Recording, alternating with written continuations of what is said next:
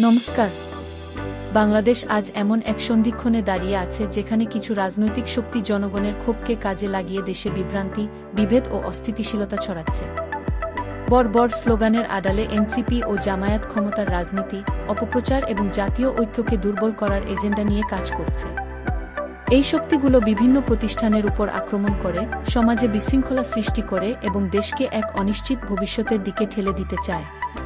কিন্তু ইতিহাস সাক্ষী, যখনই বাংলাদেশ সংকটের মুখোমুখি হয়েছে, বিএনপি সংগ্রাম, ত্যাগ এবং জাতীয়তাবাদের মাধ্যমে গণতন্ত্র ও সার্বভৌমত্ব রক্ষা করেছে। আজ বাংলাদেশের জনগণ কোনো বিপজ্জনক পরীক্ষা-নিরীক্ষা বা উগ্রপন্থী প্রভাব চায় না। জনগণ স্থিতিশীলতা, উন্নয়ন, শক্তিশালী নেতৃত্ব এবং একটি নিরাপদ ভবিষ্যৎ চায়।